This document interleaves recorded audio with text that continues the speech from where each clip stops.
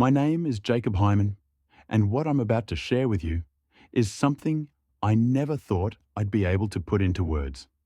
It's not just a story, it's a reality I lived through, a journey that began the moment my heart stopped beating, the moment I died. It was a night like any other, the kind of night where the world outside seems eerily quiet, as if holding its breath. I remember collapsing, my chest tightening, the colors of the world blurring into darkness. And then, nothing. Or so I thought. But nothing wasn't what I found. No, I found myself standing in a place that felt both infinite and suffocating, surrounded by an oppressive silence that seemed to press against my very soul. That's when I saw him. Not a man, not a shadow, but a presence so cold, so overwhelming, that every fiber of my being screamed in terror. Satan. What I witnessed in those moments, what he revealed about humanity, shattered everything I thought I knew about life, about death, and about the choices we make every single day. I was given a glimpse of truths so harrowing, so raw, that they demand to be shared. Not to scare you, but to awaken you, to warn you. Because what I learned on the other side changes everything. And now, I have to tell you what I saw. Before that fateful night, I was just an ordinary man living an ordinary life. Or so it seemed.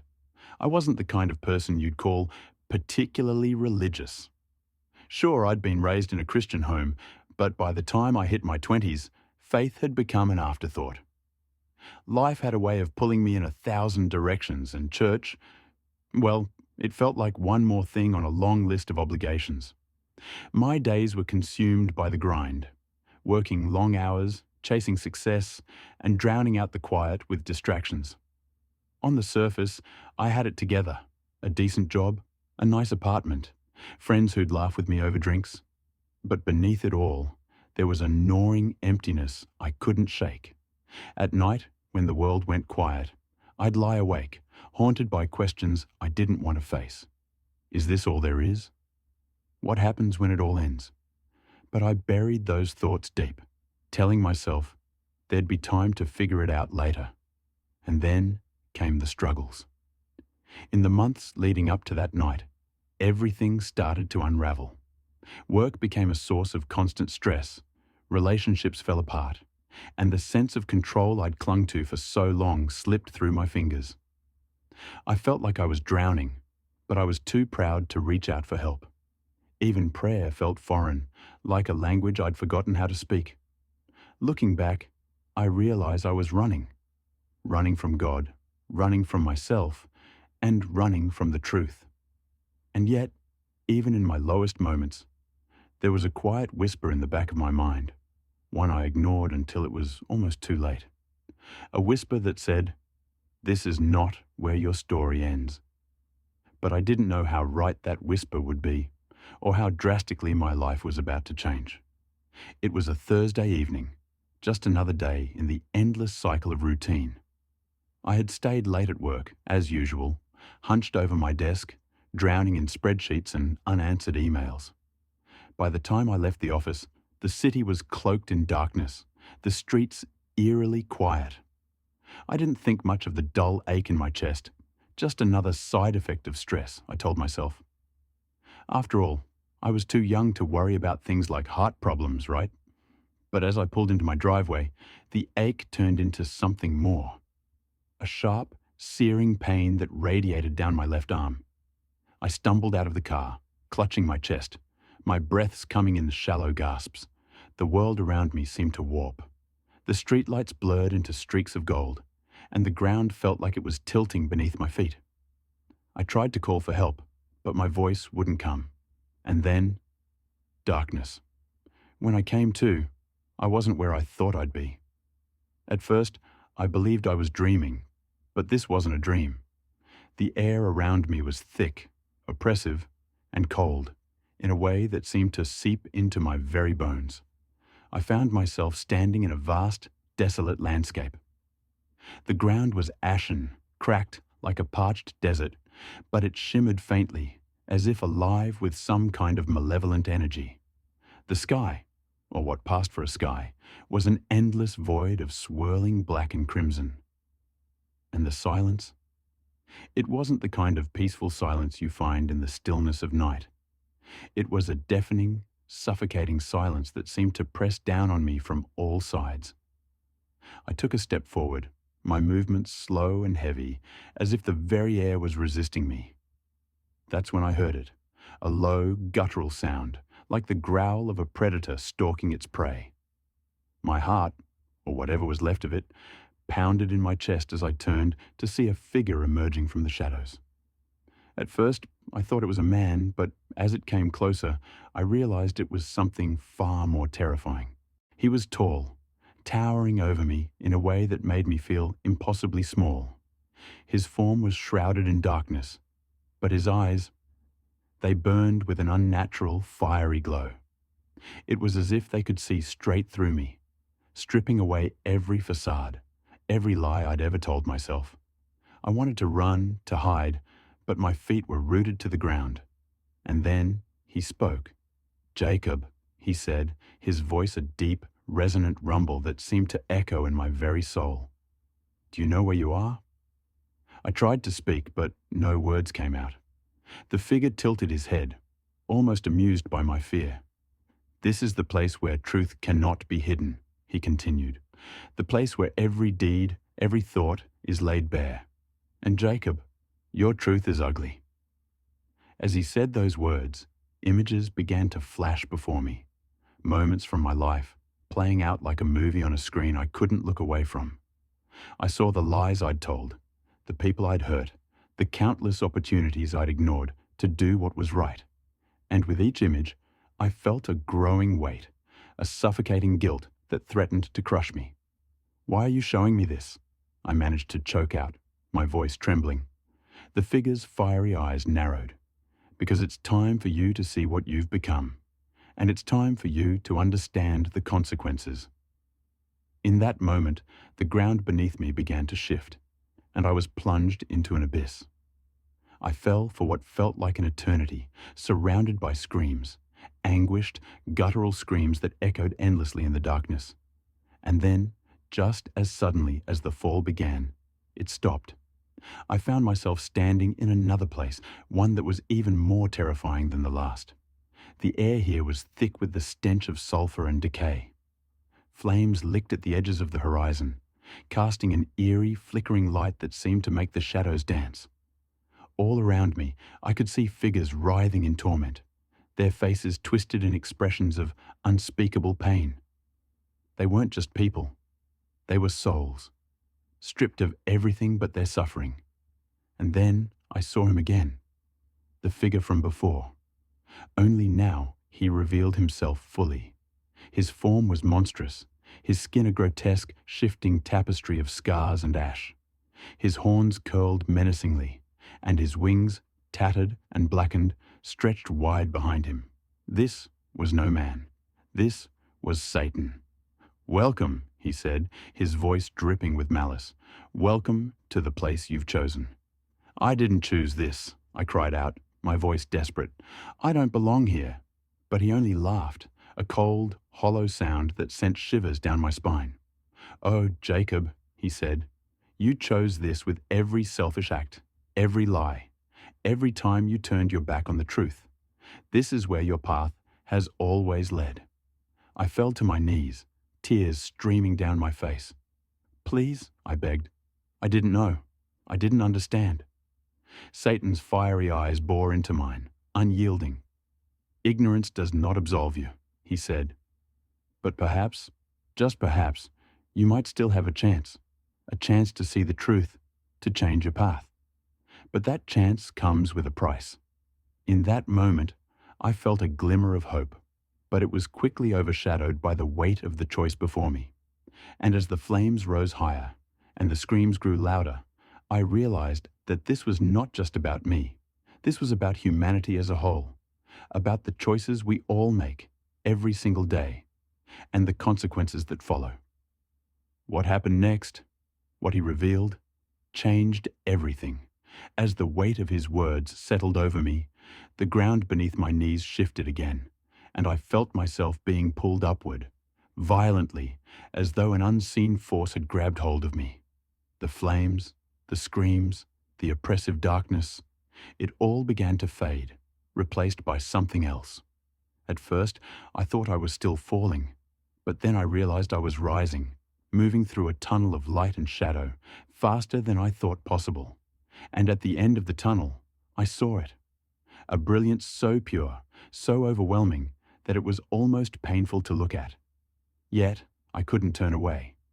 When I emerged, I found myself standing in a place that defied description. The air was alive, filled with a kind of music that wasn't just heard. It was felt, resonating deep within my soul. Colors I had no name for danced across the horizon, and everything around me seemed to pulse with life, as though the very fabric of this place was imbued with a divine presence. For a moment, I felt a peace so profound that I nearly wept. But then I heard a voice unlike any other. "Jacob," it said, gentle yet commanding, as though it carried the weight of eternity. I turned and saw him. Jesus. His presence was overwhelming, yet it didn't inspire fear. It inspired awe. His eyes, filled with compassion and sorrow, seemed to look right through me, seeing every part of who I was. He extended a hand, and as I took it, I felt a warmth flood through me, washing away the fear and guilt that had clung to me like a second skin. "Why am I here?" I asked, my voice trembling. Jesus looked at me, his gaze filled with a mix of love and urgency. "You have been given a glimpse of the truth," he said, "not for your sake alone, but for the sake of others. What you have seen, what you are about to see, is a warning, a call to turn back to the path of righteousness before it is too late." As he spoke, the landscape around us shifted.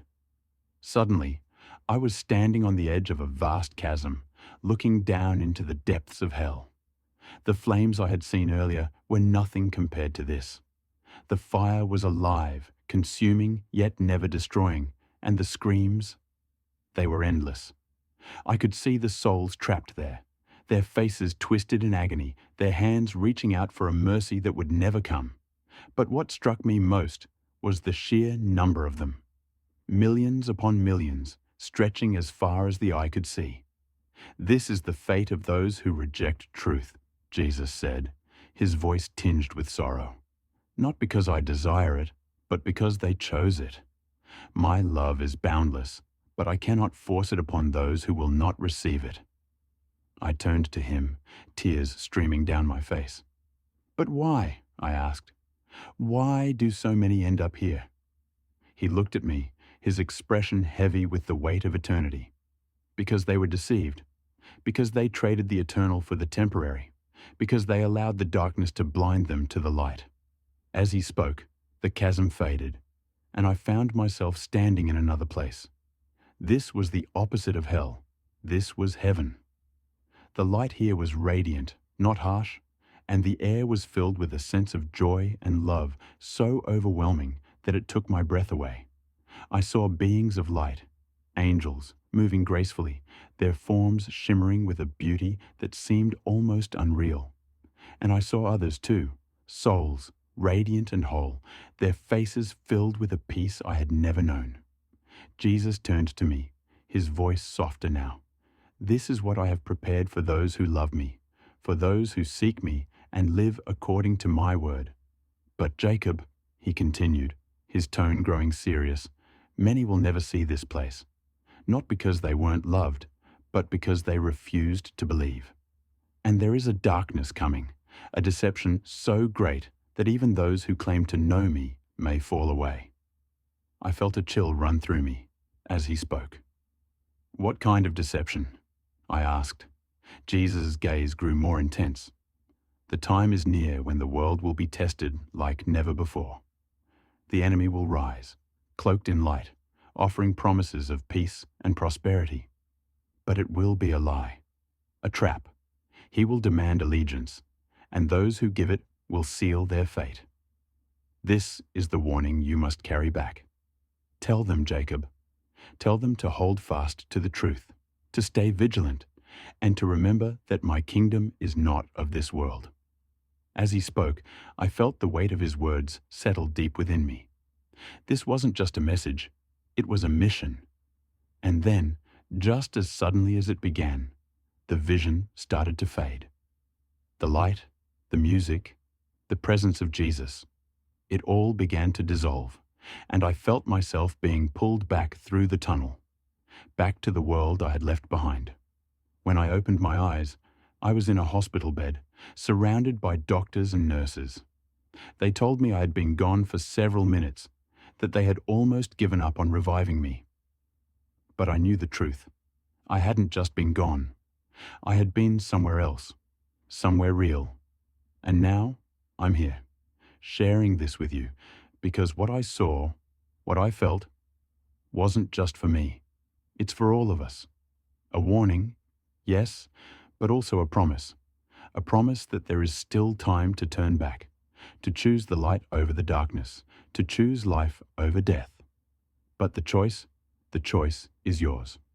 As I stood there, suspended between the realms of heaven and hell, I thought I had seen everything. But then, the vision changed again. Jesus extended his hand toward me, and in an instant, I was transported to a place unlike anything I had encountered before. It wasn't heaven, nor was it hell. It was something else entirely. It was earth, but not as I knew it. This was the future, a world consumed by chaos and darkness. I saw cities crumbling, their streets filled with people wandering aimlessly, their eyes empty, their faces hollow. Technology had advanced in ways I couldn't comprehend, but instead of bringing progress, it brought control. I saw marks, symbols etched onto the foreheads and hands of men, women, and even children. It wasn't just a physical mark, it was a sign of allegiance, a binding contract with forces that sought to enslave the very souls of humanity. I heard whispers in the air, voices promising safety, prosperity, and unity to those who accepted the mark. But those promises were lies. "This is what awaits," Jesus said, his voice echoing around me. "The mark of the beast, a choice disguised as progress. But in truth, it is the ultimate deception. Those who take it will forfeit not just their freedom, but their eternity." I turned to him, my heart pounding with fear. "How can this happen?" I asked. "How can so many be deceived?" Jesus' expression grew heavy, and he gestured toward the scene unfolding before us. "Because the world will crave what is easy over what is true. They will seek comfort over conviction, pleasure over purpose, and they will follow the one who promises to take their burdens, even as he leads them into destruction." As he spoke, the vision shifted again. I saw leaders, charismatic, powerful figures who rose to prominence, their words stirring the hearts of millions. They spoke of unity, of peace, of a new world order. But behind their polished smiles, I saw the truth. They were puppets, their strings pulled by the enemy himself. And then I saw him, the Antichrist. He stood at the center of it all, his presence commanding, his words dripping with charm. The world adored him, but his eyes burned with a hatred so deep it sent shivers down my spine. I watched as he extended his hand, offering the mark to all who would take it. Those who refused were cast out, hunted, persecuted. Families were torn apart, lives destroyed. And yet, in the midst of the darkness, I saw pockets of light. Small groups of people who stood firm, who refused to bow to the pressure. They were mocked, beaten, even killed, but their faith never wavered. "These are my faithful ones," Jesus said, his voice filled with both sorrow and pride. "They understand the cost of following me, but they also understand the reward.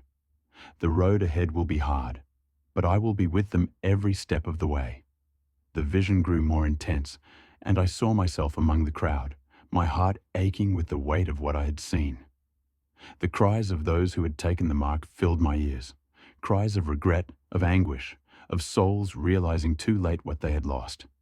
And then I saw the final moment. The heavens opened, and a great light descended. Jesus returned, His presence undeniable, His power absolute. The faithful rejoiced, their faces shining with a joy beyond comprehension. But for those who had chosen the darkness, there was no escape. They fell to their knees, their faces filled with terror as they realized the truth. Their choice had sealed their fate. I turned to Jesus, my voice shaking. "Why show me this?" I asked. "What can I do?" He looked at me, his eyes filled with an intensity that pierced my soul. "Because you must warn them," he said. "Tell them what you have seen. Tell them to prepare, to choose wisely, and to hold fast to my truth. The time is near, Jacob, and the choices they make today will determine their eternity." In that moment, the vision began to fade, and I felt a surge of urgency unlike anything I had ever experienced. This wasn't just a warning. It was a call to action, a message that could not be ignored. As the light around me dimmed, I heard Jesus' final words. "Go and tell them. Do not let fear silence you, for I am with you always, even to the end of the age." And then I was back.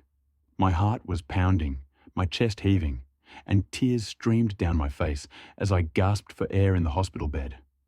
But I wasn't the same man who had collapsed in my driveway. I had been changed, transformed by the truth I'd seen. And now, I had a mission to share this truth with you. The moment I opened my eyes in the hospital bed, it felt as though I had been thrust into a different world. The fluorescent lights above me were harsh, and the muffled voices of the medical staff seemed distant, almost unreal. My chest ached with every breath, and I could feel the weight of the physical ordeal I had been through. But none of that mattered. My mind was consumed by what I had just experienced, by the visions, the warnings, and the overwhelming presence of Jesus. I was alive, but I was no longer the man I had been. My first thought was gratitude. Gratitude for the second chance I'd been given. But almost immediately, a wave of urgency washed over me. The message I had received wasn't meant to be kept to myself. I had to tell others. I had to warn them. Yet, as I looked around the room at the concerned faces of the doctors and nurses, I realized how difficult that would be. How could I possibly put into words what I had seen? Would anyone believe me? In the days that followed, I struggled to process everything. My body was healing, but my spirit was restless. I couldn't eat or sleep without the images from my experience flooding my mind, the souls in torment, the radiant beauty of heaven, and the chilling reality of the future. Every time I closed my eyes, I heard Jesus' voice urging me to speak, to share what I had seen. But when I tried to talk about it, I was met with skepticism, even from those closest to me. My friends chalked it up to a hallucination, a side effect of my heart stopping. My family, though loving, didn't know how to respond. Some nodded politely, others avoided the topic altogether. Even I began to question myself at times. Could it really have been real? But deep down, I knew the truth. The memory of his presence, the weight of his words, it was too vivid, too profound to dismiss. As I began to share my testimony more openly, I encountered resistance. People laughed, called me crazy, or accused me of trying to scare them. It was disheartening, but I couldn't stop. The experience had changed me in ways I couldn't ignore. My priorities shifted overnight. The things I used to chase, money, success, comfort, suddenly felt meaningless. Instead, I found myself drawn to prayer, to scripture, to understanding the truth I had seen with my own eyes. My faith, once lukewarm and distant, burned like a fire inside me. I started attending church again, not out of obligation, but out of a genuine hunger for God. I reached out to people I had wronged, seeking forgiveness and making amends. And though it wasn't easy, I found a new sense of purpose in sharing the message Jesus had entrusted to me. Some listened, some didn't, but I kept going, trusting that the seeds I was planting would one day bear fruit. The transformation wasn't without its struggles. There were days when I felt isolated, misunderstood, even ridiculed. But in those moments, I remembered Jesus' words, "Do not let fear silence you, for I am with you always." Those words became my anchor, my strength. They reminded me that this wasn't about me. It was about Him, about His truth, and about the lives that could be saved if even one person chose to listen. And so, here I am, sharing my story with you. Not because I want attention, but because I've seen what's at stake. I've seen the beauty of what awaits those who choose Him, and the horror of what awaits those who don't. My life is no longer my own. It belongs to Him, to His mission, and to the truth that must be told. What would you do if you knew that every choice you made, every word you spoke, and every moment you lived was building toward an eternal destiny? Would you live differently? Would you love more deeply? Would you seek the truth with all your heart? My experience showed me something I can never unsee. Eternity is real, and every one of us is heading toward it. There is no neutral ground, no middle path. The choices we make today ripple far beyond this life, shaping not just our earthly journey, but our eternal one. And the stakes couldn't be higher. As you hear my story, I want you to ask yourself, where do you stand? Are you living for what's temporary, success, comfort, the fleeting pleasures of this world? Or are you seeking what's eternal? Are you walking in the light of God's truth, or are you being led astray by the lies of this world? I don't share this to frighten you, but to wake you up. Because if there's one thing I've learned, it's that we don't have as much time as we think. The decisions we make every day, how we treat others, how we respond to God, how we spend our time, those decisions matter more than we realize. And the good news is, it's not too late. No matter what you've done, no matter how far you've strayed, God's love and forgiveness are still within reach. But you have to make the choice.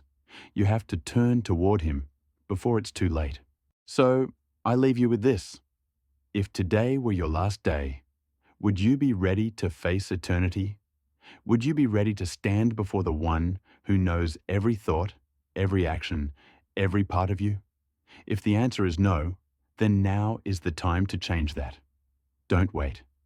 Don't let fear, doubt, or pride keep you from the truth. Seek Him while He may be found. Turn to Him with all your heart, and you will find the peace, the purpose, and the hope that only He can give. Thank you for listening to my story. I don't know who you are or where you're watching from, but I believe you're here for a reason.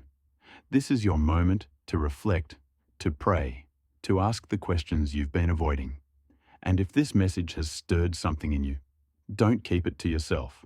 Share it. Talk about it. Let it spark a conversation that could change someone else's life too. I'll leave you with this final thought. Eternity isn't just something far off in the future. It begins now, with the choices we make today. So choose wisely, and remember, no matter where you've been or what you've done, God is waiting for you with open arms. The question is, will you say yes? Until next time, may God bless you and guide you on your journey. Stay vigilant, stay faithful, and remember, you are deeply loved.